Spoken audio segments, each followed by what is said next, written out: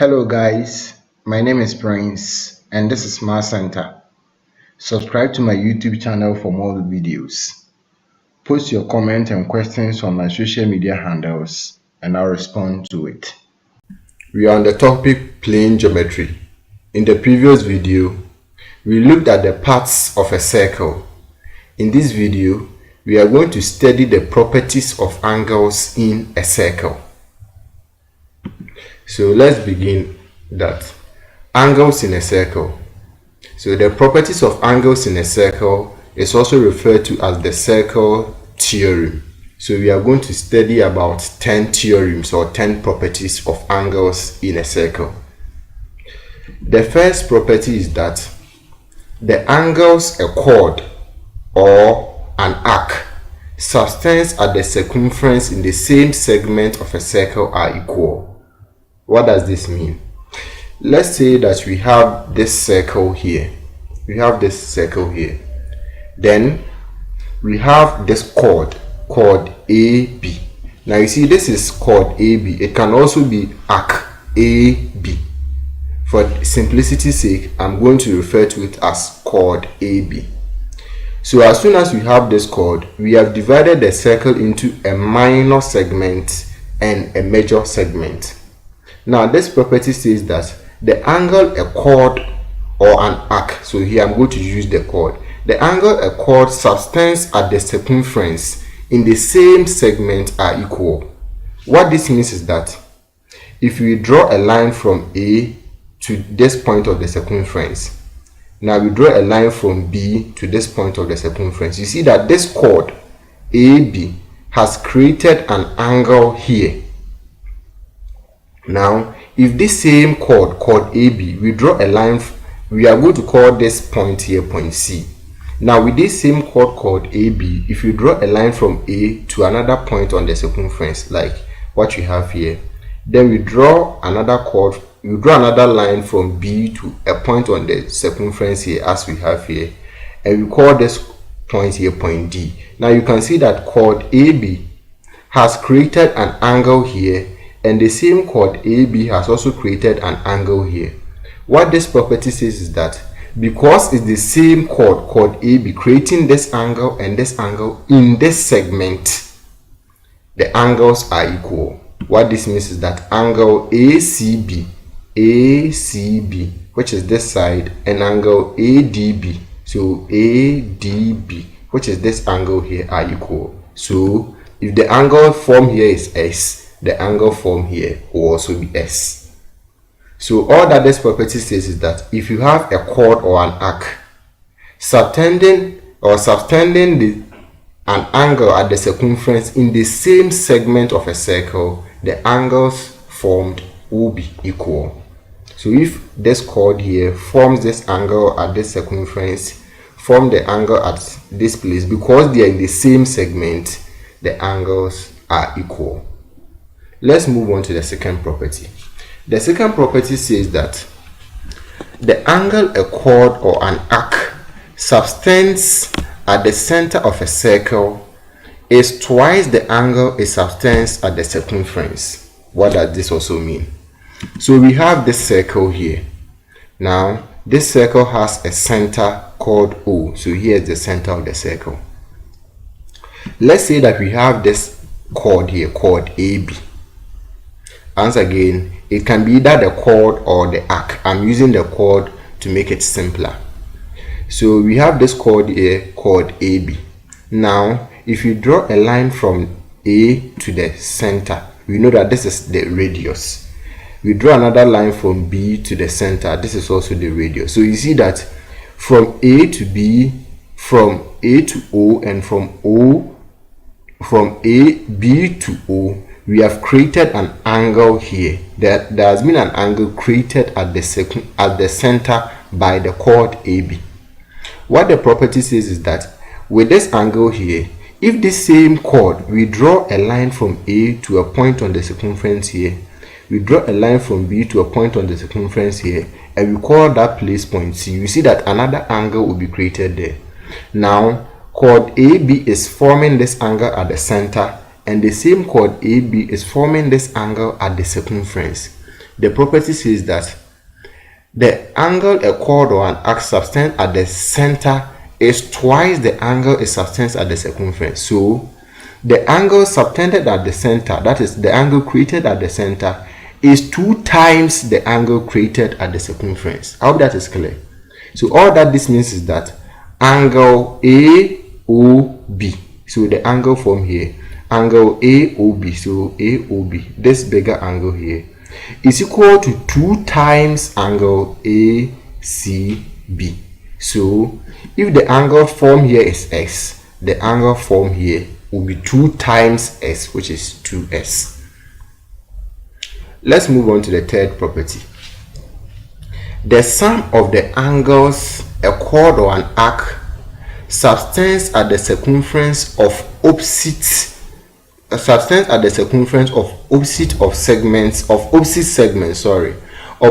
segments of a circle is equal. So here you have to cancel this off.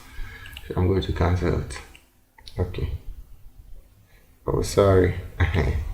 So I cancelled that.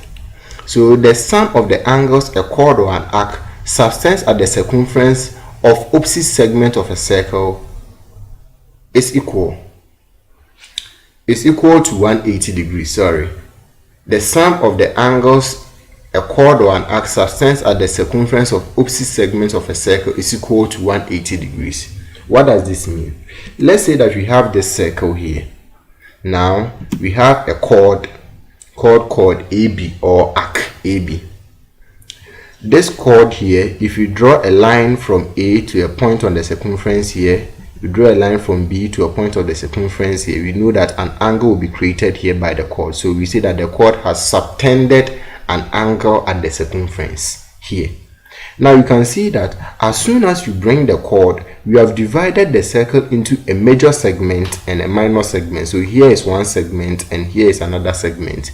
In the previous video, we explained what a segment is. So we form this angle here in this segment at the circumference. Now if this same chord here forms an angle here, you see that the angle that will be formed if you draw a line from A to this point and draw a line from B to this point, another angle will be created. But this angle is in a different segment. This angle created here is in the minor segment. The one created here is in the major segment. What the property is telling us that the sum of the angles created at the segments, if you add them, you are going to get 180 degrees. The angles created at the different segments at the circumference, if you add them, you are going to get 180 degrees. So what this means is that if the angle created here is called S and the angle created here is called Y, if you add S and Y, you must get 180 degrees. So if this chord here is creating an angle at the circumference in this segment called S, and the same chord is creating an angle at the circumference in another segment, and we are calling that angle Y, S plus Y will give us 180 degrees. Let's move on to the fourth property. The angle the diameter of a circle subtends at the circumference is 90 degrees. Sorry. So this is S. So the angle the diameter subtends at the circle is 90 degrees, not in 90 degrees. It's 90 degrees. So the angle the diameter of a circle subtends at the circumference is 90 degrees. What this means is that if you have this circle here with the center O, we know that the diameter is the chord passing through the center. So we call this diameter AB. So if this diameter, we draw a line from here to the circumference, then a line from here to join that particular point, I'm calling that point D. We are saying that the angle that this diameter will create at the circumference is 90 degrees. So what it means is that the angle formed here is a right angle or a 90 degrees angle. So in the same way, if you draw a line from A to this point here, and we draw a line from B to this point here, the angle created there, let's say we call that point C, the angle created there be 90 degrees. So we can say that angle ACB is 90 degrees and angle ADB is also 90 degrees. Let's move on to the next property. Equal chords or arcs subtend the same angles at the circumference of a circle. What does this property also mean? Let's say we have this circle here. We have this chord here called AB. We have another chord in the circle called PQ. Now, chord AB is equal to chord PQ. So I've drawn one line here, showing that AB is equal to PQ. Because they are the same, or because they are equal, the angle that AB will form at the circumference here, I'm calling this point on the circumference C, that angle will be the same as the angle that PQ will also form at the circumference. So what this means is that angle ACB is equal to angle PRQ. So if the angle formed here is X, the angle formed here will also be S, because equal chords or arc subtend the same angle at the circumference of a circle. Let's move on to the next property. Equal chords or arc subtend the same angle at the center of a circle. So once again, let's say we have this circle with the center O. Now we have a chord called AB. We have another chord called PQ. Chord AB is equal to chord PQ. So this chord here, if you draw a line from here to the center, you draw a line from B to the center, we know that this angle will be created. We draw a line from P to the center, we draw a line from Q to the center, we know that another angle will be created. This property says that because AB is equal to PQ, the angles that they will create at the center of the circle will be the same. So what this means is that angle AOB is equal to angle POQ. It means that if the angle created here is S, the angle created here will also be S. I hope that is clear. Let's move on to the next property. The angle between a chord and a tangent at the end of the chord is equal to the angle subtended by the chord in the alternate segment. I'm going to use the diagram to explain this property to you. Let's say we have this circle. We know a chord. What we don't know in this statement is the tangent. So what is a tangent? This term. What is a tangent? You are going to hear it a lot. So I'm going to underline it and explain to you. That term, a tangent, what is it? A tangent is a line drawn to touch a part of a circle or a point on the circle. So if you draw a line that touches a point on the circle, that line is referred to as a tangent. For example, this line. You can see that this line is touching the circle at this point. So we see that this line here is a tangent. I'm going to call this tangent AC, or this line AC. Now let's go on to the property. The angle between a chord and a tangent. So let's say that we have this line AC. Now we also have a chord at the point of contact, or at the point where the tangent touches the circle. There is a chord. So we are going to call this chord also chord AD. We are saying that the angle between a chord and a tangent, you see that when the chord and the tangent meet, an angle will be created. This angle here, the angle between the chord and the tangent at the end of the chord, so this is the end of the chord at this place, is equal to the angle subtended by the chord in the alternate segment. Now you see that this chord AD, let's say that we draw a line from A to a point on the circumference, and we draw a line from D to a point on the circumference. There's going to be an angle created here. An angle created here.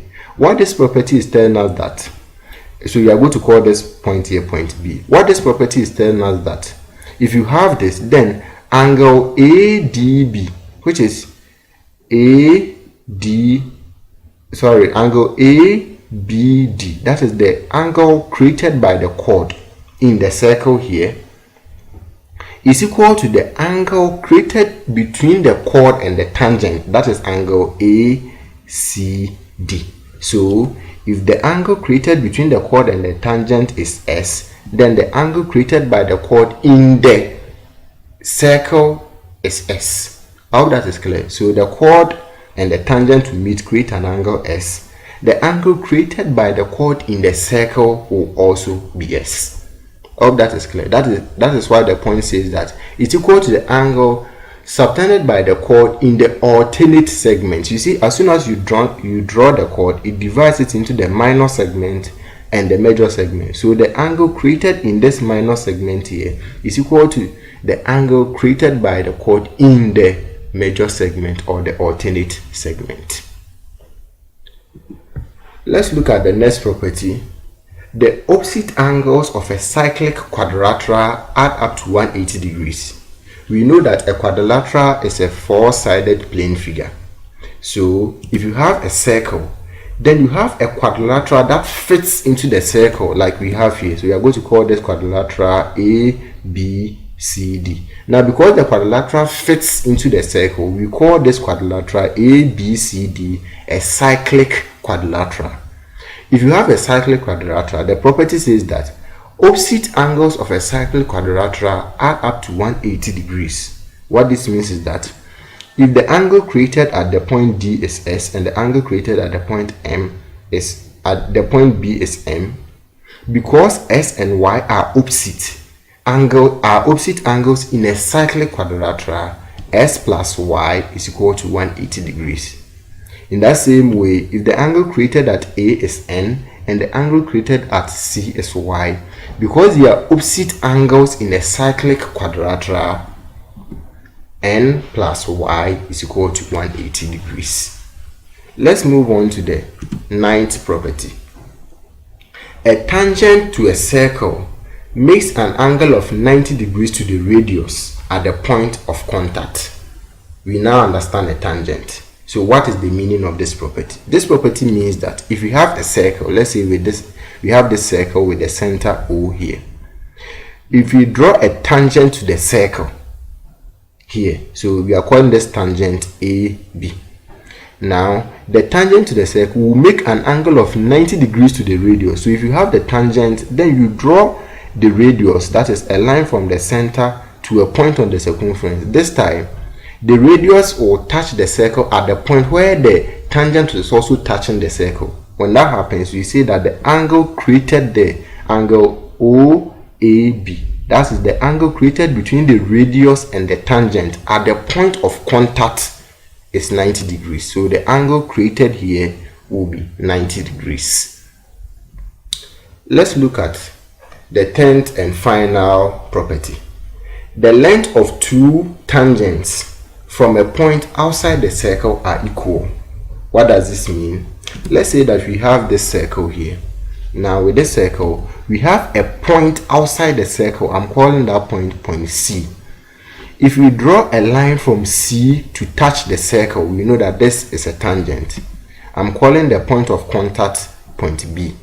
Then from this same point C, we draw another line to touch the circle. I'm calling that point of contact here point A. Because the tangent is from a common point, we say that line BC is equal to line AC. So the length of BC is equal to the length of AC. Thank you for watching this video about the properties of angles in a circle. See you in the next video where we will use the properties that we've learned in this video to solve some questions. Bye bye.